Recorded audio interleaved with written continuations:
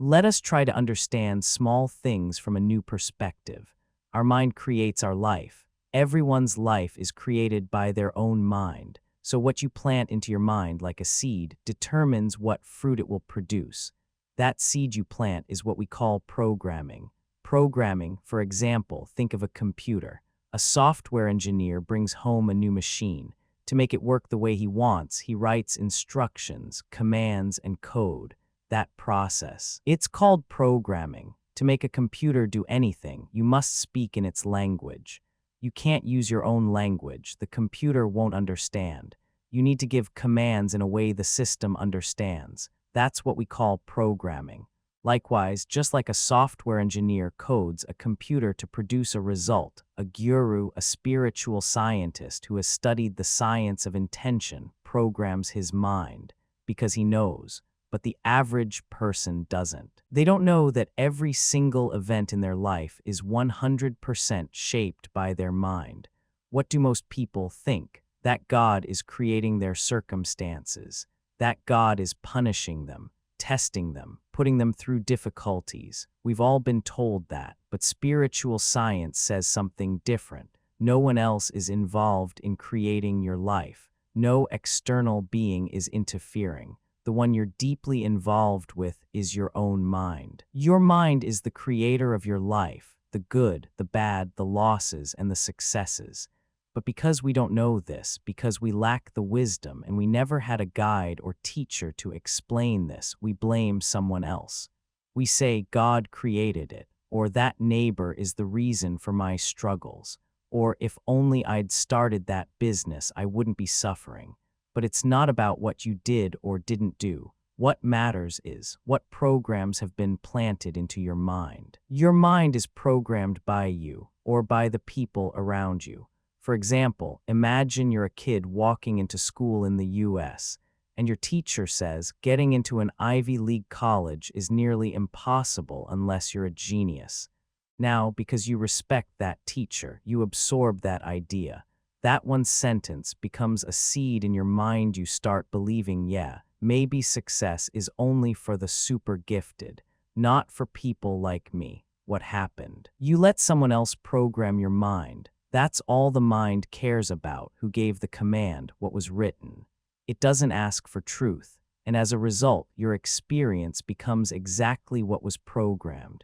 You believe 10th grade is hard, and so it becomes hard. That teacher's negative program became your reality. But if you had this spiritual knowledge, you wouldn't accept that kind of programming. You'd choose positive ones. You'd say, Ivy League college, I can ace it. I'll get it easily. I can make money easily. I can succeed in any business. Once you understand how the mind works, you'll reprogram it. Without that knowledge, you won't. So who programs your mind? Society, the world around you. What does it say? Making money is very hard. Money is not good, it's evil. Money causes all the fights, pain, and losses. That idea gets printed into your mind, and now you work hard day and night to earn, but the money doesn't come. Why? Because deep down, your subconscious rejects it. You wake up early, go to your 9-to-5 job, come back home tired, yet your income barely meets your needs. But if you want to earn more, if you want a better life, you need to learn how to reprogram your own mind. That's exactly what we'll do over these 21 days. Each day we'll focus on one area of life: health, wealth, joy, success, friendship, relationships, courage, learning new skills, adventure.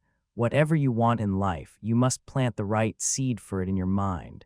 Most people are just waiting for success, waiting for their desires to show up. But just waiting isn't enough. You want guavas, you need to plant a guava seed. You want money, success, peace. You need to plant those seeds in your own mind. This planting is what we call programming. Since childhood, we weren't taught this. We didn't have real spiritual teachers.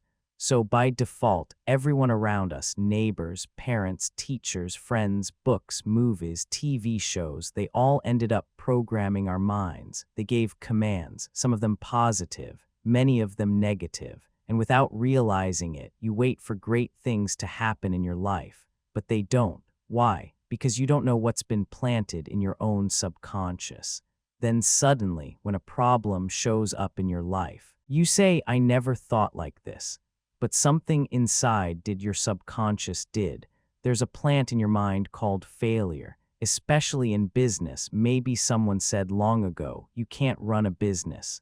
Maybe it was your father or a relative or a friend. You believed it. That seed got planted, and it's still there. You went to coaching classes, invested money, read books, watched videos, but no success. Why? Because deep down, your mind was still programmed with, you can't do business. So what do you do now? Is it over? No, not at all. It's not too late. It's in your hands. That's what we'll learn over the next 21 days. We'll learn how to uproot old weeds and plant new seeds. That's reprogramming. It's simple. All you need are two things. One, understand how the mind works, conscious mind, subconscious mind. Two, learn how to clean the mind through meditation. Before you write new affirmations or do visualizations, you must clean out the old junk. Most people write affirmations like, I'm a millionaire, but the mind says, you're in debt. Now your mind is confused, and confused minds don't create anything. They keep you stuck where you are. So first, clean the mind. How? By watching your breath. Quantum physics says, from stillness comes energy. From energy comes matter. From matter comes events in your life. Good or bad, everything comes from stillness. So before trying to manifest, visualize, or affirm, you must connect to that stillness. You must clean the mind. That's why gurus always said, let us empty the mind first. Because if your mind is full of garbage, it won't listen. First, just sit, still, empty. Let the mind breathe. Only then your intentions, your seeds, will start to sprout. If you want to plant new crops, first you must remove the weeds. That's why meditation is step one. Only meditation can clean your inner field. That's why gurus said, meditation gives you everything. How? By tuning your mind to listen. Your mind has enough power to move mountains truly. That's the power the ancient sages talked about. But the problem is we don't hold our focus. We say, I want money. Then we say, but how, where from, and we doubt. Your mind resists, but science says you create your own reality. The entire world is a reflection of your own thoughts. Our subconscious minds are printed with negative beliefs. They must be cleared through meditation. Read powerful books, study deeply, remove the old, install the new. Tell yourself you are a creator. Whatever losses came, you can still rewrite them. But most people say, my life is over. Nothing good happens to me. I'm unlucky. They live in defeat, and then they run to temples, churches, astrology, or other places, searching for help. But remember, whatever you strongly believe becomes your reality. If you say one thing and feel the opposite, nothing will change. You need to understand just one thing, how your mind works. Your words, your thoughts, your actions, your feelings, all of them create your reality. And meditation helps you clean and reset all of them. In these 21 days, we will learn new things. Each day, we meditate for half an hour. Then reprogram the mind with one focused thought. When I started, I had a lot of negative thoughts. Even when I wrote affirmations, my mind responded, where will you get money from? You'll only get $5,000 at most. Then I read the book by Seth and understood you must first empty the mind. Once I meditated for hours and made my mind still, the negative thoughts disappeared. And whatever I thought, it started happening. Once your mind is convinced, it will bring what you want with ease. This isn't some woo-woo spiritual stuff. It's simple and practical. Nothing in your life is truly lost. You can recreate it by understanding the power of your mind. Meditation clears out the subconscious garbage. Then you can plant new seeds of wealth, health, success, and friendship into your conscious mind. And life will change slowly, gradually, beautifully. You'll be surprised, is it really this easy? Yes. As easily as you create pain, you can create abundance. The same focus you use to create illness can be used to create health. You say, I have no power, but you have the power to create stress, to visualize pain, to talk about problems. Just shift that power toward your goals. That's called reprogramming. So today, let's understand what reprogramming truly is. Every day, let's practice. First, meditate. From tomorrow onwards, we'll focus on one topic each day. Risk how to reprogram habits, how to reprogram health, how to attract money, how to build better friendships, how to achieve success every day, one workout. Don't just listen. Don't just say, I already know this.